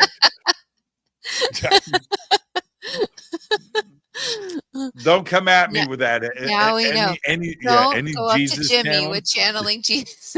I'm the last guy you need to tell that to. You Oh need to my save that God. for somebody else. But the thing is, that's hard, is you can't prove it. So, I mean, you can't prove it though, that you're That's right. channeling Jesus, and that is very Yes. frustrating. Yes. I'm just saying, me personally, I check out. I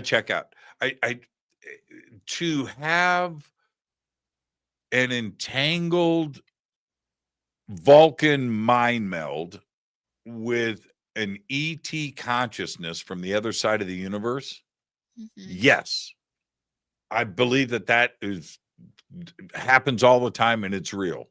And I think science can prove it. Jesus? That I have issues with. Channeling, really good channelers that are able to connect, and that includes, you're not a channeler, Sarah, but you understand how consciousness works and entanglement. And well, no, you don't understand. You're on the journey of understanding that, is what I mean. I don't know. You understand consciousness, Sarah? Can you tell us everything? Right. No. And nobody can. You know what I mean? We haven't quite gotten there yet.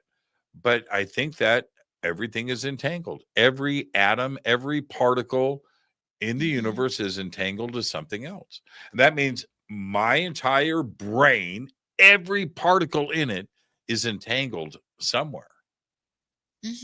And yours too. 100%. Yeah, definitely. And yeah, there are some really good channelers out there. But I think all of us are on this quest. Like we want to believe, so we really want like hard facts, because we're trying to learn these things about consciousness. And sometimes it's really frustrating when you just can't prove something. So if somebody could prove that they're channeling Jesus, I think that would be super cool. Maybe someday they'll be able to scientifically prove that. Who knows? I don't know. But until that is frustrating. Here, the danger I was talking about. Uh-huh. Okay, so Jesus comes back, right? He comes out of the clouds, down on the ground. He's walking through like the TV show Messiah. Have you seen that, by the way? Have you seen Messiah? Oh, go watch that. Go watch some Messiah. Yeah. So anyway, so he's cruising around and he's doing an interview. He's on Good Morning America. I totally could picture that. Yeah, that's how he would do it. Would he come on Fade to Black though? He would know this would he'd be like, I gotta go on where's Fade that to Black. church guy? I'm not gonna go on Good Morning America. Hey, we share the same initials. Yeah, he would go, where's that You're JC? right. Oh my gosh. Where's that JC guy? I mean, obviously. But I think one of the first things what he if would you're say, reincarnated because you have the same initials? What if you're actually Jesus Christ? Because you have CH too. You have J, and then you have like the CH. well, I'm the ultimate sinner. There's also an R. Man, I've done some bad shit. You know how many stop signs I ran today? I used to steal stop signs when I was a teenager. So yeah, me too. Right, exactly. I don't know why I did that. I think Jesus would. He go, man. All those channelers, they never channeled me. You think all so? those preachers that were preaching the end of times and talk to God. No, they didn't talk to anybody. What if they were all doing it? What if they were all channeling him? Well, they all have a different message. So then why would Jesus give different messages to everybody? No, I'm being serious. So it's true. There was maybe each person has their own Jesus. Here's the danger of this, going back to the danger of it. There was this pastor, I can't remember his name. Bill, Jessica, John, you guys look it up and pop it in the chat. There was this pastor that, and I didn't know anything about this, but I'm in the Valley or I'm in Los Angeles or something, and I see these tour buses. I think they were like, rock star tour buses, like 3 of them come rolling by, and they were all wrapped and painted. The end of times, Armageddon is happening on, and then they had the date, and it was whatever, April 15th, 2018. Oh, yeah. Remember? It was like the end of times. Right. Yeah. Oh, it wasn't 2018. It was. No, it's like December 21st, right? Yeah, 2000. No, it was before I bought the house. So it's probably 2010, 2009, 2008, like right in there. But anyway, so they're rolling. I remember that. Yeah. And so they're rolling through, and I see them. So, and then they had the website. And then I see him again. I saw him for like 3 days in a row driving around Los Angeles. And so I look it up, and then I listen, I watch some of it, and checked it out. I thought, man, he better be right. Well, and so the date was like in 2 months. It was like quick. It wasn't like next year or 2 years from now. Well, the date passed. Oh. And what did that pastor say? He goes, "Oh, I went back and Harold Camping. That's him. That's him. Oh, Good okay. job. Good job. Wow. Harold Camping. That was it. Yeah, completely spaced Wow. his name till right now." So then he comes on. I'm not making this up. He comes on and goes, "Well, you know what? Double check my numbers." Double check my numbers. Yeah. I was off by a Gross. couple of months. Yeah, I was off by a A couple of couple months. of months. Yeah, and he did this like 3 times. You can't do. That's the danger in all of this. Yeah. You You can't just predict anything. I just think it's impossible to predict anything because anything could change. And also, it could be different from somebody else's reality, literally different, because everyone's creating their own reality right now based on what they believe. So it doesn't matter what other people tell you is going to happen. It was You just May have to live it. 21st, 2011. Oh, That was the prediction. May 21st. Harold wow. Camping, a Christian broadcaster, predicted that the world would end on May 21st, 2011 with the Wow. rapture and global earthquake. He based his prediction on a complex biblical timeline he developed. His followers widely publicized the date, but the predicted events did not occur, leading to widespread ridicule and Camping admitting his error later. Wow. Yeah. Failure Wow. prediction. Yeah. People just love Yep. predictions, though. They love predictions. I'm looking at here's pictures of it was tour buses. I'm looking at it right here. And it was crazy. Yeah, here we go. Judgment Day, May 21st, 2011. Yeah, I remember seeing these things rolling around LA. And he did it around the country, though. It wasn't just Los Angeles. Yeah, here's all these billboards. WeCanKnow.com. That was a website. Yeah. There you go, May Wow. 21st. And there you go. Well, Familyradio.com. yeah, people just, we're stepping into the Lionsgate portal. That's in a couple days, just 3 days. Yeah. What do you make of that?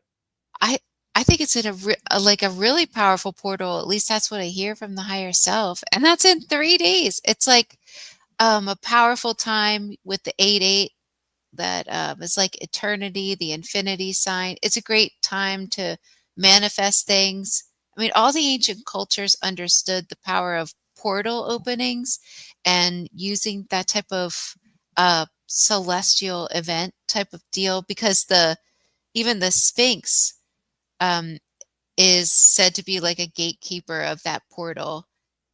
And so you can use that portal, like especially if you go out into the sun in the morning or in the evening as the sun's going down, and just usher in your manifestations or state what you want to manifest through the portal. It's just a powerful opening. It's a powerful time of like different potentials and using the portal to manifest and also work on whatever you're working on. Like it's a great time for forgiveness and things like that. But Well, there's we also have- the Syrian light codes that come through in this type of Mhm. portal. I mean, it's just an opening. It's like one of those things that people would use. There is so many things happening at the same time right now, not Yeah. only with cosmology, but it's what people are seeing and feeling. And then we have the planet itself with all of this geopolitical crap that is happening. And it just seems like race, which was something that we were always trying to work through and fix and move on from, is now being pushed on us. It's like really weird. So all of this and it's not just here in the United States. I mean, look what's going on in the Middle East and Ukraine and so forth. But we look at all of this, and then we have the Atlas comet, 3I Atlas, which entered our star system. It's interstellar. It's now behind our sun. And now we've got Avi Loeb saying, well, it could be something else altogether, and it could be ET. That's kind of almost like a biblical prophecy, coming around for everybody. If you look at it that way, we have that. And then we have the other asteroid that was supposed to miss Earth in 2030, but they're predicting now that it's going to hit the moon, like it's in direct, right? That what? It's ask about these things. Yes. Yeah, the asteroid is called Apophis. Oh, right. Okay. Yeah. Mm-hmm. Yeah, Apophis. Yeah, so the latest models that computer modeling right now are, it's going to miss Earth, but it's going to hit the moon. And we were so relieved that it wasn't going to hit Earth, and they were confident in saying it was going to be at least 80,000 miles away from Earth. That's a near miss, but still it was going to miss. But the moon is just 200,000 miles away. So now they're saying, it's going to hit the moon. And then we've got this comet, which we don't even know if it's a comet yet. And we can't see it because it's on the other side of the sun. 3I Atlas. That's what it's called. 3I Atlas. I'll find out. Okay. Yeah. I'm not an end of times guy. I just feel that if we're going to get information from our higher selves or anything that may have information about us, that's what I would ask ET. Maybe we should ask this question more, and you should do this in your sessions. I would ask ET, how did you survive? How did you survive what? What? Everything. Because here on Earth, Sarah, we could end at any moment. Nuclear war, right? Disease, asteroids smacking, so many things could eliminate us from evolving, right? Okay. But this 3D Earth is supposed to end, like at some point when the shift occurs. Well, it's definitely going to end when the sun decides we're going to end, right? No, when the sun will run out of hydrogen in its core, and it will be replaced by helium. And when that happens, the sun, we look up and the sun is this big, right? Right? We look up, I'm going to hold up something. I don't have anything that small, but let's just say the sun is this big when we look in the sky, right? It's that big. When helium replaces hydrogen in the core, it's not this, it's this. The sun will be from horizon to horizon. Everything that you see is going to be a burning sun. And but if you think let me finish. So when that happens, we have to be gone because it'll be 2,000 degrees here. It's going to evaporate the oceans. It's going to blow our atmosphere away. We humans cannot be here. We have to have already gotten on starships and we blow this popsicle stand. We head out. Mars is going to get toasted. We can't go to Mars. Venus is toasted. Of course, Mercury is toasted. So that's it. So we have to be gone before then. Way gone. And ET. So but here's the thing. We have to survive long enough to build those starships. We can't have a nuclear war. We have to overcome everything. And that's the question that I would have to ET. If you're old enough and smart enough to get to Earth, how did you survive? How did you overcome everything? How were you able to go past disease and hatred and nuclear war and technology? how did you survive an alien invasion of your own, right? Did you get invaded by aliens? Like ask the aliens, like how did you do it? Like how did you do it, or how would you do it? Like no, how did you do it? What advice can you give us to not kill each other, to survive? Yeah, that's what I want to know. How did you guys do it? How did you guys continue to evolve? When I've asked them questions like that, like when I've asked different extraterrestrial races questions, they just say that over the millennia, they came to understand that they were God. And that's basically how they evolved their consciousness. And then some extraterrestrial races on certain different planet systems, they evolved to the point where they don't even have bodies. So they're just like energy. So the ones that are here not remembering. Many of them, some people remember that they're extraterrestrial, but many people don't have any idea, and they think they're just a regular person. How cool would it be to have a light body, some energy light? How cool would that everyone has a light body. Everyone you know what I'm saying. You know what I'm saying, that we evolve past these meat suits, right? Yeah. Right. But that's why we're here. We're here. This is like schoolroom Earth. Like, really, that's how we all are. I mean, we spend more time, if you think about it, on the other side than we do here. This goes by so fast. So we all have light bodies over there. We all can like fly and do all kinds of things. But if we have light bodies, does that mean we can't eat pizza? No, you can eat pizza, but where does it go?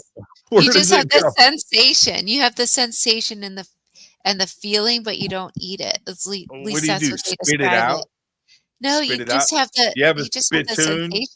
People actually eat. People eat and they cook and they like people are really into food over there. It's really interesting, but it's not the same. So you can touch? Oh yeah, because I was curious, and I asked like extraterrestrials, "Do you guys have sex?" Like I wanted to know. I didn't want to go there. I was gonna ask. Well, I was curious. I was wanting to know. Guitar. Yeah. Oh well, I mean, I never asked that. Okay, you had to go. But I don't see why. Route. Yeah, but they do. They do. They say it's like it's orgasmic, and they even feel aroused, but it's different because it's not. It's like in their mind. Light yeah. Light being mind meld sex. Yeah, they said it's like a melding of like the two consciousness, like you come up against each other and you like merge, and they say it's amazing, but it's different experience. So yeah, they do say they have what we would consider sex, but it's different. Like it's in the mind. Everything's in the mind over there because it's like a different experience. Yeah, I'll ask. Sarah. But some Pleiadians play their nose, like some. I'm uncomfortable. I'm uncomfortable with this conversation. But you and I are good friends. Yeah, we are. Tell you anything. We are. I mean, that sounds like when a couple of virgin Christians, that only through the clothes, man. I mean, we were talking about Jesus. Now we're in trouble. Yeah, I know. Hey, do you because I want to come back to this. I want to ask you about this TV show I've been watching.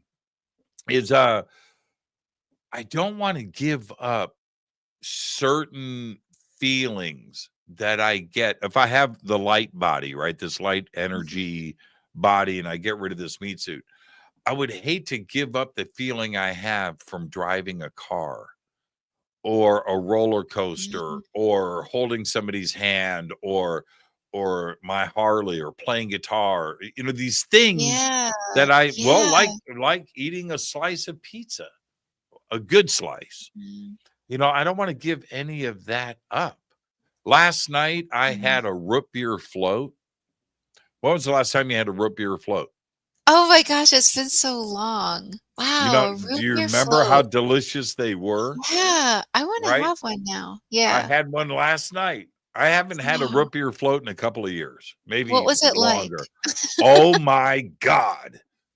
Woo! Whew. That's So good. awesome. So But good. you know what happens actually? Even if you pass over to the other side, you can sometimes step into somebody living and see everything and feel everything through their eyes. Like your deceased loved ones can actually do that through another person to hug you or just tell you something. I Mhm. mean, you can use a body for a little bit with the agreement that you're doing that just to that's why sometimes when people are drinking a lot or doing heavy drugs, they'll have like a discarnate entity that will sometimes go through their body and experience the alcohol for a little bit. It happens a lot. So they'll Really? be attracting like somebody still So attracted to that when I addiction. have that urge for a blended margarita that comes out of nowhere, Oh, that's it's my dead Uncle that's Bill. different. Yeah, it's my dead Uncle Bill. Hey, Dude, you never I need know. I forgot I how need good that it yeah. margarita. Maybe I the root forgot. beer maybe it Yeah, was yeah, yeah, maybe yeah, it yeah, was yeah. somebody else wanted the root beer float. Who That is knows? hilarious. Yeah, the Maybe he feeling made friends over there on the other the side and they're all the like having feel a party. it was an uncontrollable urge to get that root beer float last night. Yep, I drove Oh, and got it. I went to Tommy's. I got a chili cheeseburger. Yeah, I did the whole thing. It was an that sounds uncontrollable urge. amazing. Yeah, it was amazing. That sounds I just got done watching I watched the second season first, and then I went back and watched the first season yesterday of Shiny Happy People. I never saw that. Yeah, it's on Netflix, I Can you think. tell? I never watch TV, only a few shows. Like Well, they're Shiny so Happy long. People is a documentary series on religion. And this one is on the Duggar family, right? 18 and counting or 19 and counting. They Oh had yeah. 19 kids and the downfall of that family and the religious uh, side of what was driving and pushing this. And it Oh. was on TLC. The second season of it is about teen mania, which was in the 80s and 90s, which was a religious movement with teenagers across the country. Now it's connected to the Duggars, but you have to watch both seasons. But here's the thing about all of that. When we are talking about life after death, um uh heaven and hell, living a good life, living, and trying to fix the world and the planet and do, I think that all of us want that. And Yeah. so many, all of it, I mean everybody does, right? Okay, so in the pursuit of that, it is so easy to get drawn into a cult or cultish type of organization. That's and so the power of this when we're talking about past life regressions and things everybody's interested in. I don't think there isn't anybody who is not. I truly believe that. It that is how can somebody get sucked into this? How can somebody well, man, it's because everybody wonders about it. Right. Everybody Well, you thinks know about it. what we do as a society is we put people on a pedestal that claim they know the answers to everything because we're searching and it comes across as like some narcissists.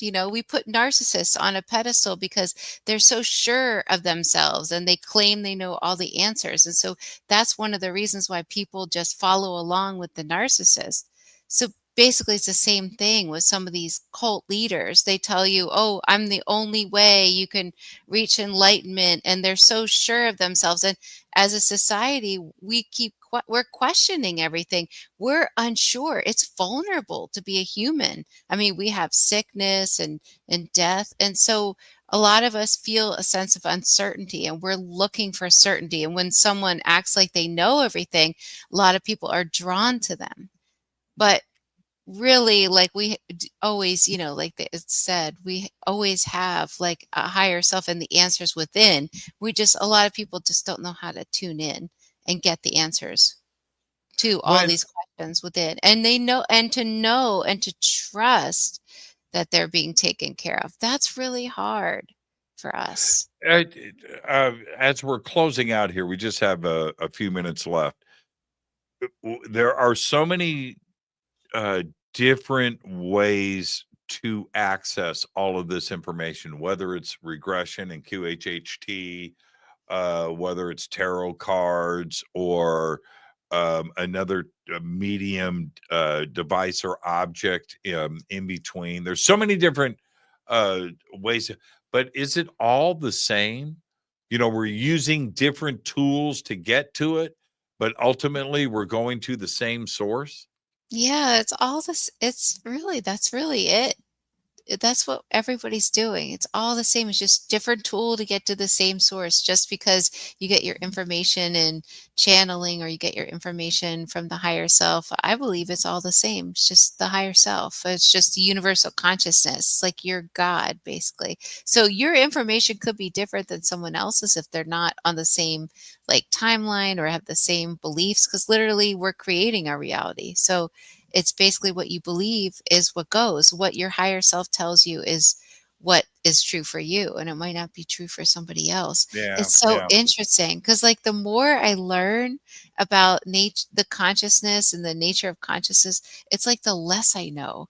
Like I'm always shocked at all these things over and over again because I think I figured out life, and then I'm like, oh wow, I really don't know anything about life at all. It's like because we're constantly creating it in this moment. So it's Oh, just, I did it. Oh, I figured it out last night with that root beer float. I Trust mean, me, yeah, I figured it all I out need a last night. root beer float, and then I'll like my whole life will be different.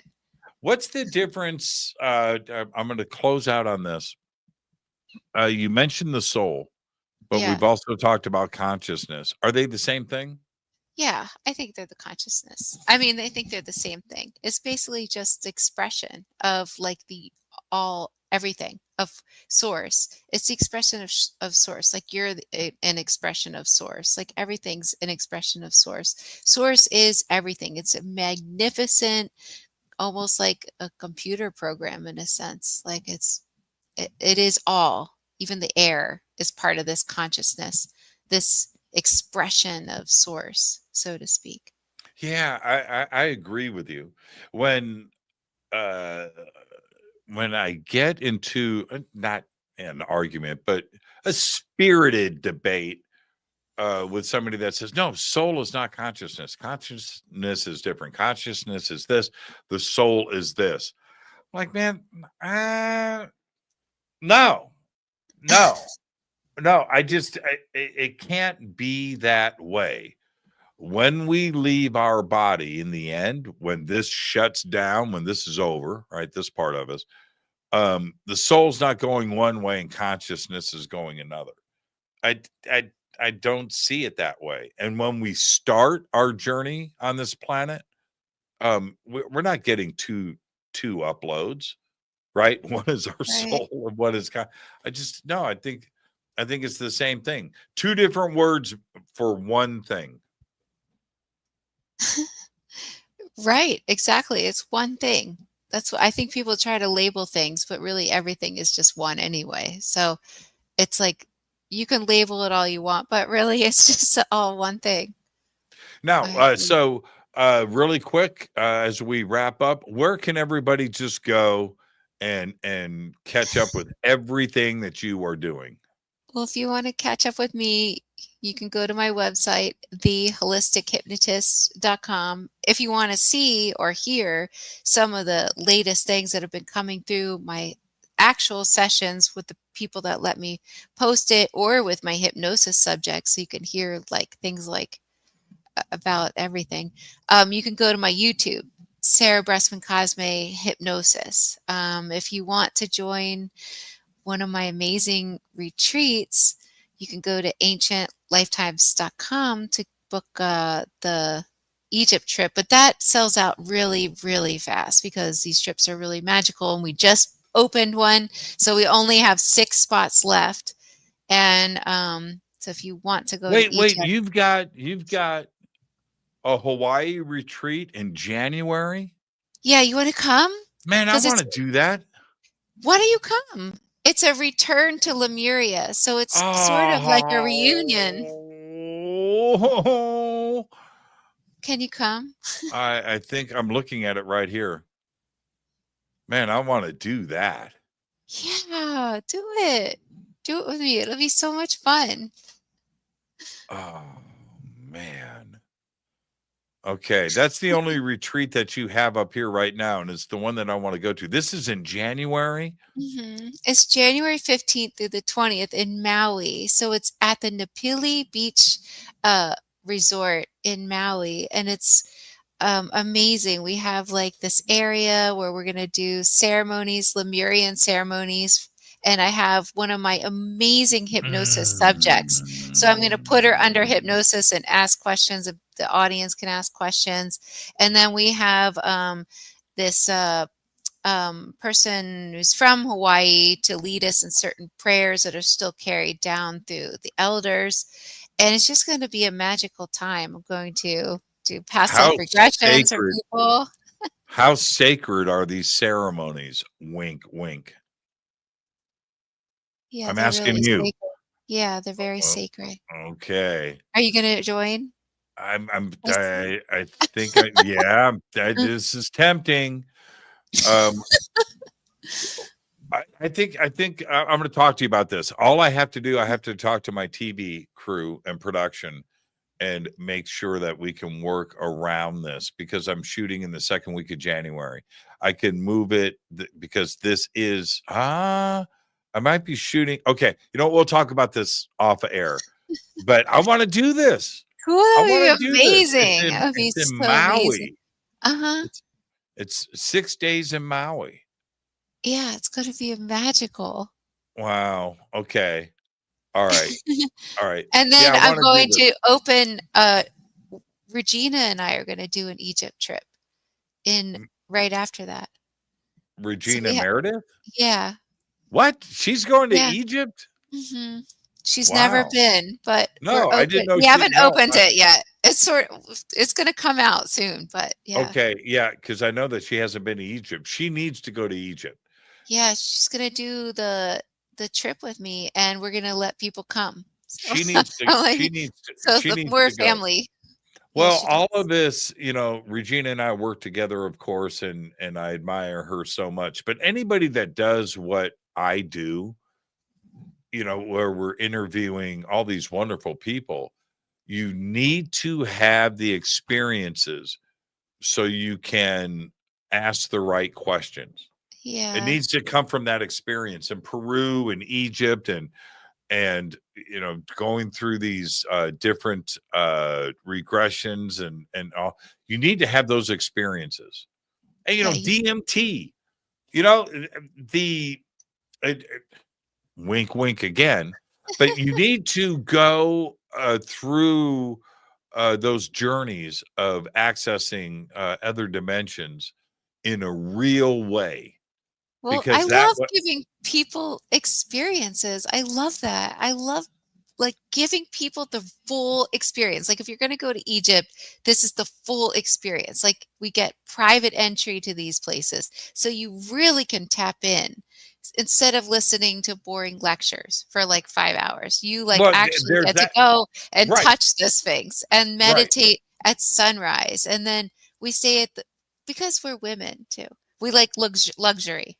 Yes. And it's got to be 5-star everything. Like you don't ever have to carry your suitcase anywhere. I mean, Right. it's just really cushy. And we stay at the nicest places, like where the presidents have stayed, at the old Cataract Hotel. And then we go on a cruise. So it's really cushy, really luxurious. It is. And we go to. It's true.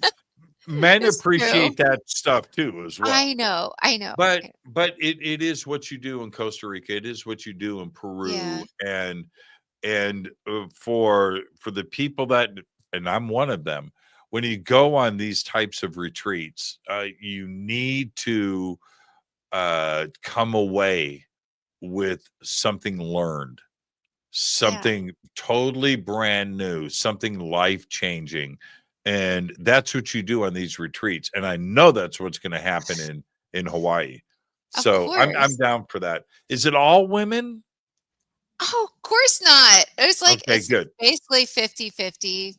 Okay. Maybe 60-40.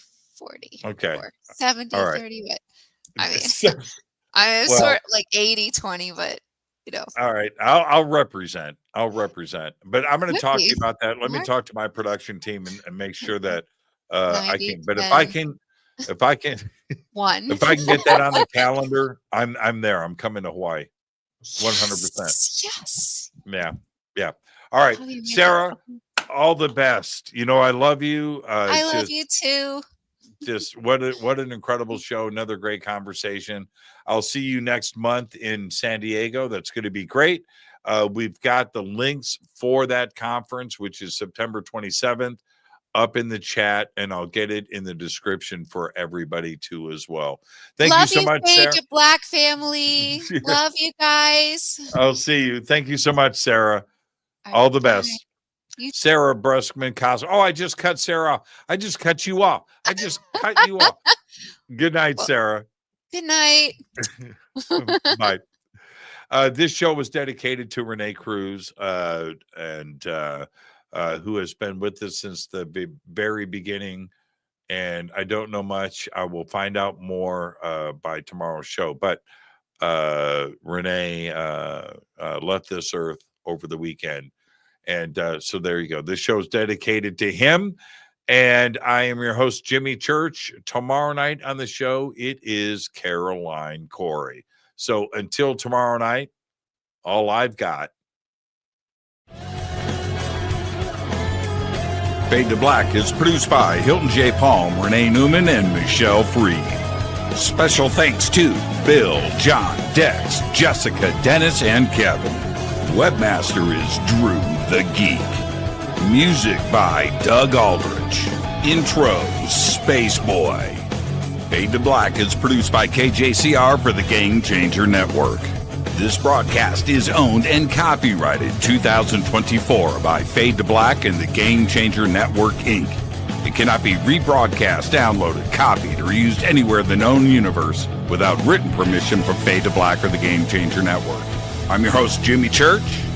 Go back, Lee Tappy.